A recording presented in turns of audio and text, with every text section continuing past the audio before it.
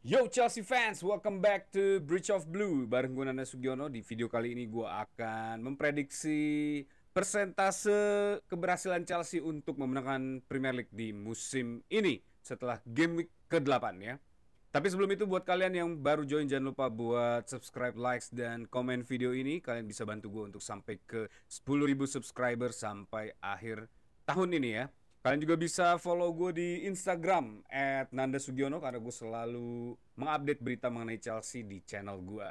Nah, di game week ke-8 ini ada satu match yang menurut gue menjadi maestro of the season ya. Ini match of the season menurut gue adalah Palace melawan Bournemouth di pekan ke-8 ini yang akhirnya menjadi imbang ya dengan skor akhir 3-3, tapi ini perjalanan match ini menurut gue begitu mencerminkan kualitas dua pelatih antara Andoni Iraola dan Olivier Glasner yang menurut gue sangat luar biasa selama beberapa musim terakhir ini berhasil mengkatrol performa dari Palace dan Bournemouth di Premier League ya.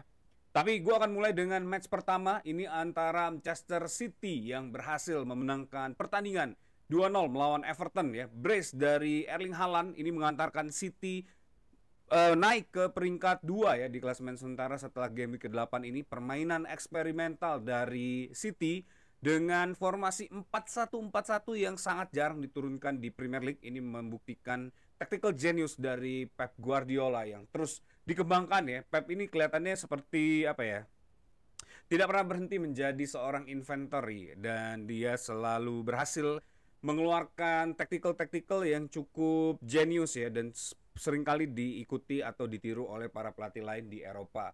Dua gol dari Haaland ini membuat Erling Haaland, sang goal machine dari Manchester City ini berhasil memuncaki top skor sementara di Premier League dengan raihan 11 gol ya. Laga ini berjalan seberat sebelah. Dari babak pertama itu ada satu peluang dari kesalahan passing Nathan Ake yang sempat dimanfaatkan oleh para pemain Everton tapi sayang masih melebar di gawangnya Donnarumma ya. Setelah peluang tersebut tidak ada peluang berarti dari Everton yang berhasil mereka dapatkan sepanjang pertandingan. Manchester City berhasil menguasai hampir sepanjang pertandingan dan gol dari Erling Haaland ya datang di menit ke-58 setelah umpan manis dari O'Reilly yang berhasil dimanfaatkan oleh Erling Haaland dengan sundulan kerasnya. Itu berhasil menciptakan gol 1-0 untuk Manchester City dan 6 menit kemudian tendangan mendatar lurus yang diarahkan Erling Haaland ke posisi kanan sebelah gawangnya Everton ini berhasil menciptakan gol kedua untuk Manchester City ya. Tidak banyak kesempatan berarti bagi Everton, begitu juga Manchester City. Permainan dari Foden, Doku yang menurut gue udah cukup nyetel lagi ya di musim ini. Dan ujung tanduk dari Manchester City ini yang terus berhasil mengembangkan permainan dan selalu mencetak gol di setiap pertandingan yaitu Erling Haaland.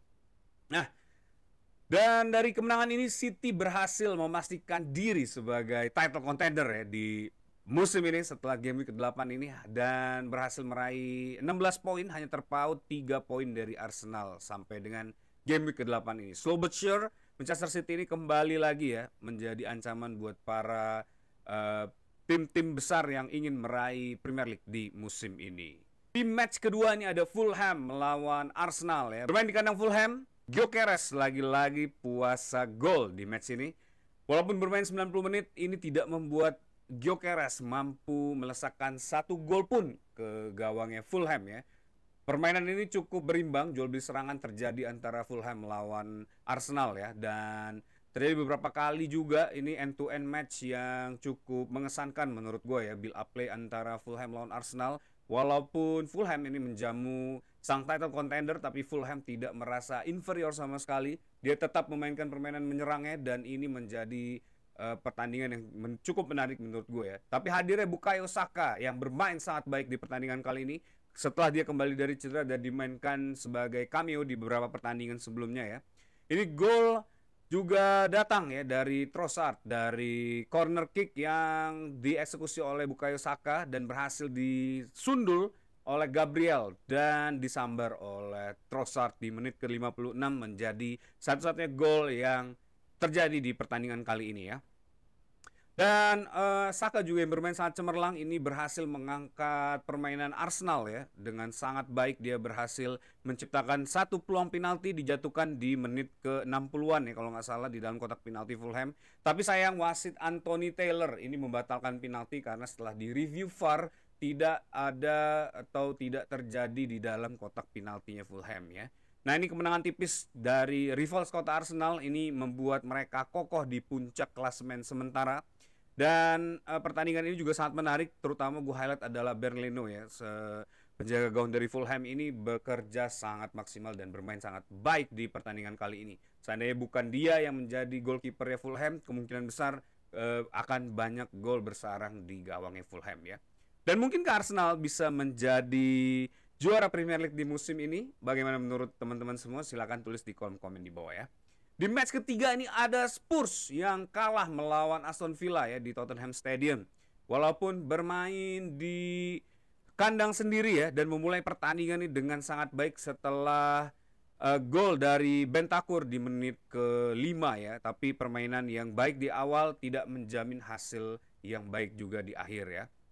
Walaupun Spurs sempat menguasai pertandingan di babak pertama, tapi Spurs kelihatannya mulai kewalahan melawan Aston Villa di menit ke 30-an ke atas ya setelah gol dari Morgan Rogers ini yang sangat cantik menurut gue dari kotak penalti di menit ke-37 ini membuat kembalinya Villa Unai Emery ini ya dan semangat para pasukannya Unai Emery ini menjadi luar biasa dan sangat menguasai pertandingan di babak kedua bahkan di akhir babak kedua permainan yang sangat cantik menurut gue ditampilkan oleh Aston Villa ya dan pertandingan ini juga kelihatannya mulai shaky ya. Tottenham di akhir-akhir pertandingan tidak bisa menjaga ritme dan kemampuan performa mereka yang baik di awal pertandingan ini membuat mereka harus kebobolan lewat Buendia. Menit ke-76 ya, ini tendangan yang luar biasa dari pojok kanan lapangan ya. Ini membuat salah satu menurut gue ini bisa menjadi gol yang goal of the month ya di bulan Oktober ini karena ini benar-benar set up play dan eksekusi tendangan dari Buendia yang menurut gue sangat baik di pertandingan kali ini. Nah, kekalahan ini membuat Spurs terjun bebas ke peringkat 6 saat ini ya. Dan kelihatannya secara rasional seperti yang gue infokan di awal musim ya, Spurs ini cukup nyaman atau best finish mereka ini harusnya ada di posisi 4 besar ya mengingat masih panjang banget pertandingan-pertandingan ini. Jadi kita lihat apakah Spurs mampu masuk ke UCL spot untuk musim depan ya. Dan di match keempat ini yang gue bahas di awal video ini adalah The Grande ya. Match of the week menurut gue. Bahkan ini match of the season sepanjang 8 game week ini antara Crystal Palace melawan Bournemouth yang berakhir 3-3 ya. Ini pertarungan dua pelatih dengan kualitas yang sangat tinggi. Ada Andoni Iraola dan Olivier Glasner yang dipertontonkan kepada dunia melalui pertandingan ini. Walaupun Bournemouth sempat unggul 2 gol ya di babak pertama, tapi ini tidak membuat Bournemouth aman dari serangan-serangan yang dibangun oleh pasukan Olivier Glasner ini. Palace dengan skema fast break ya berhasil menyamakan kedudukan di babak kedua ya dan hanya butuh 20 menit lebih lah untuk membuat 2 gol lagi sehingga skor menjadi 3-3 di pertandingan kali ini ya. Dan Ryan Christie ini berhasil membawa Bournemouth unggul di menit-menit akhir babak kedua setelah golnya yang cukup mempompa adrenalin para fansnya Bournemouth ya. Tapi Palace tidak menyerah. Corner kick yang akhirnya membuat pelanggaran untuk Gehi ya yang akhirnya memberikan menjadi penalti untuk Crystal Palace dan dieksekusi dengan baik oleh Mateta. Ini membuat dia berhasil menciptakan hat-trick di pertandingan kali ini ya. Dan di menit 90 plus 7 walaupun Mateta sempat berhasil menciptakan hat-trick, ada satu kesempatan emas Mateta untuk membawa Crystal Palace unggul dari Bournemouth, tapi sayang tidak bisa dikonversi dan dimanfaatkan oleh Mateta dengan sangat baik di akhir babak kedua. Dan ini pasti akan menjadi penyesalan buat Mateta ya karena dia bisa menciptakan 4 gol di pertandingan kali ini seandainya peluang tersebut bisa dimanfaatkan dengan baik oleh Mateta. Nah, ada satu gol juga yang dianulir ya di Crystal Palace karena offside. Jadi sebenarnya ini kelihatannya memang Crystal Palace ini agak sedikit lebih unggul dari Bournemouth ya. Dan di game week ke-8 ini Bournemouth tetap kokoh di posisi ketiga ya, menjadi kuda hitam. Premier kali ini yang begitu merepotkan para tim-tim besar ya, yang berusaha untuk memenangkan pertandingan atau memenangkan Piala Premier League di musim ini. Di match berikutnya dia ada Liverpool yang kalah lagi-lagi ya, 4 kali beruntun melawan Manchester United. Ini adalah kekalahan yang cukup menyakitkan buat para fans Liverpool karena ini bermain di Anfield ya. Liverpool harus menyerah dari Manchester United 1-2 di game week ke-8 ini ya. Arne Slot ini mulai diragukan oleh para fans Liverpool setelah kegagalannya meraih kemenangan ya dari rival abadinya Manchester United, walaupun menguasai hampir sepanjang pertandingan, tapi gol cepat dari Buemo. Ini ada salah satu kesalahan transisi defense yang terjadi lagi-lagi di pasukannya Arne Slot ini, menjadi question mark ya buat para penggemarnya, apakah Arne Slot ini benar-benar mampu untuk mengangkat performa terbaik untuk skuadnya yang dia rancang ya. Ini adalah skuad yang real yang dirancang oleh Arne Slot setelah musim lalu dia berhasil menjuarai dengan skuad bawaan dari Jurgen Klopp. Jadi ini menjadi salah satu question mark terbesar karena most of the goal dari kebobolannya Liverpool ini terjadi lewat aksi-aksi transisi yang memang terlambat di cover oleh Liverpool ya di setiap pertandingan.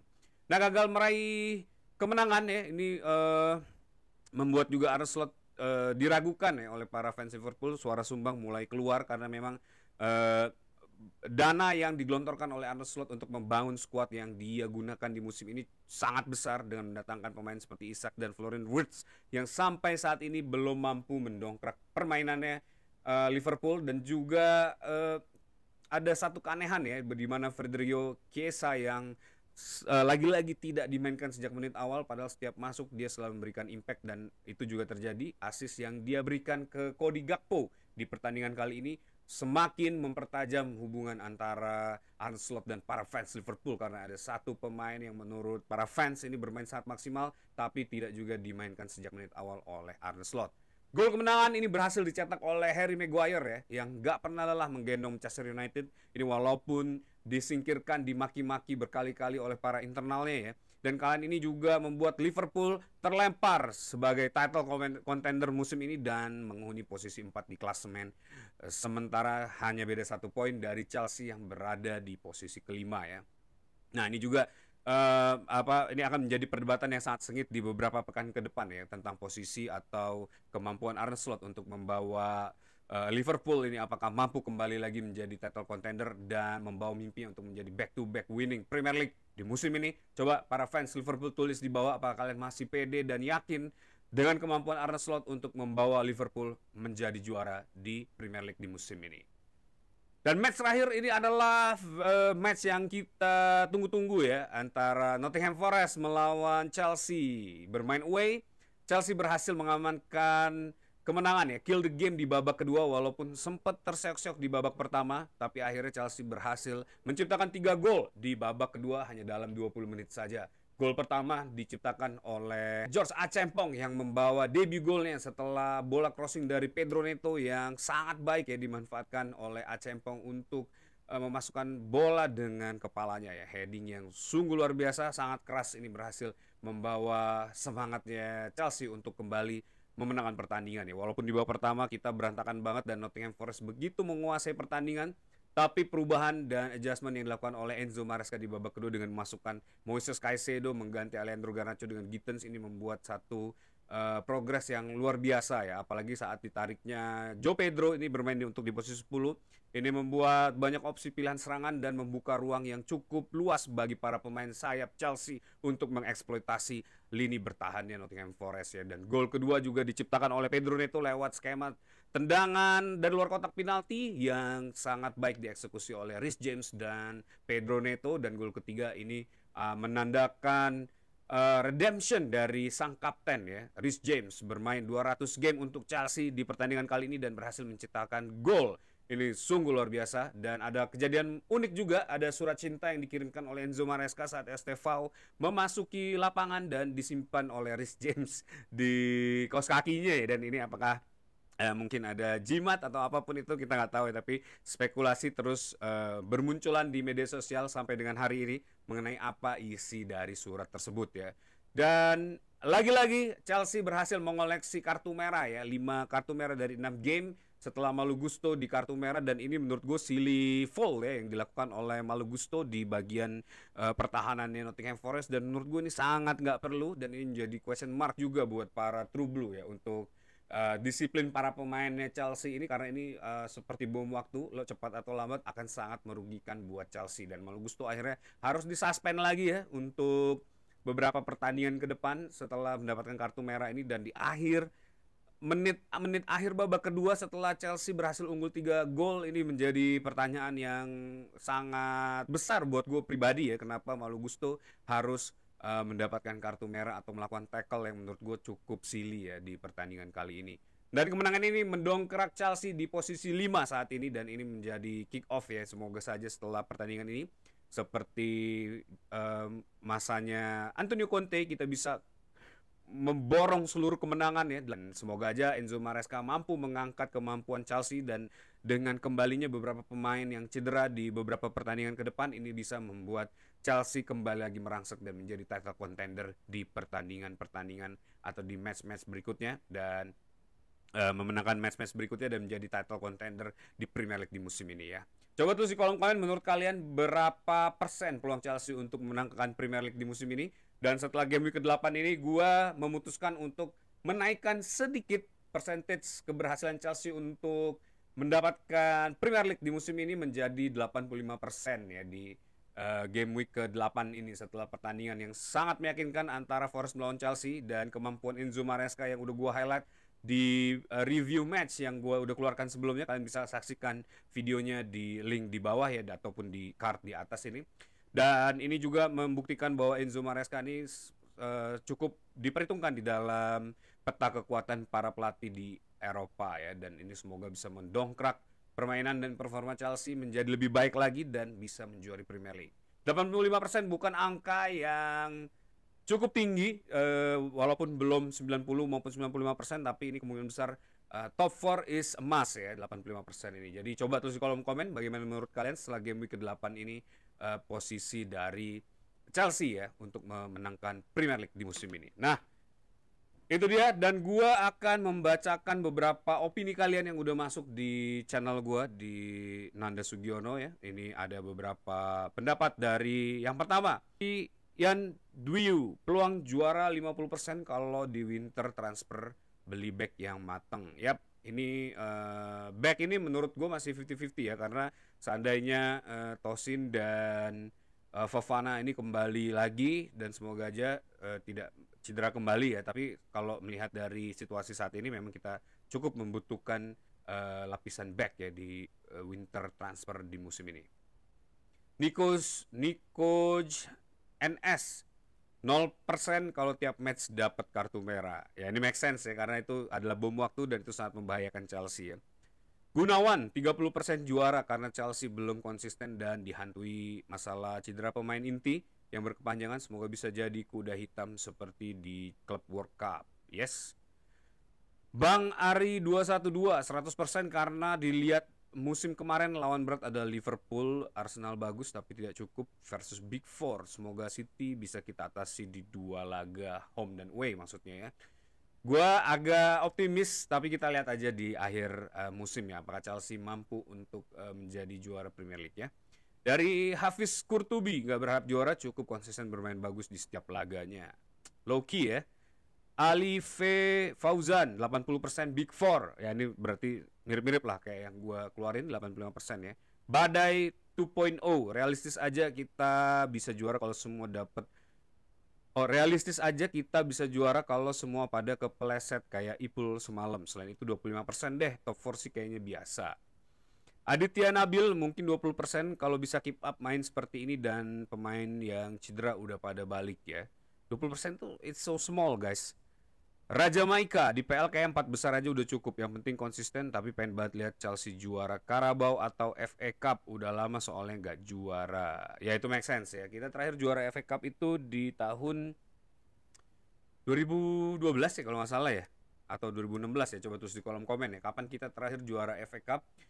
Dan kita juara Premier League juga udah cukup lama ya, 2017 kalau nggak salah ya. Terakhir itu juga ya intinya kita juara domestik ini udah cukup lama puasa gelar, walaupun di eranya Thomas Tuchel dan Lampard kita sempat masuk ke final FA dan Carabao, tapi kita nggak berhasil membawa pulang piala-piala tersebut ya. Dan Premier League juga menurut gue menjadi satu momen yang penting juga untuk kita menangkan di pertandingan kali ini. Nah, Itu dia, coba terus di kolom komen juga di bawah pendapat kalian ya setelah video ini. Dan that's it video for today. Thanks for watching guys. Buat kalian yang suka sama video ini jangan lupa untuk like ya, komen dan bantu gue untuk subscribe. Support gue terus sampai ke 10.000 subscriber di akhir tahun. Dan kalian bisa juga follow gue di Instagram @nandasugiono karena gue selalu mengupdate berita mengenai Chelsea di channel gue. Jadi jangan kemana-mana, kita akan melawan Ajax ya di lanjutan Liga Champions Group Stage. Ini menjadi pertandingan yang cukup menarik menurut gue ya, dan akan gue bahas preview matchnya sebentar lagi. Jadi tetap dukung Chelsea, once the blue always be blue, up to Chelsea.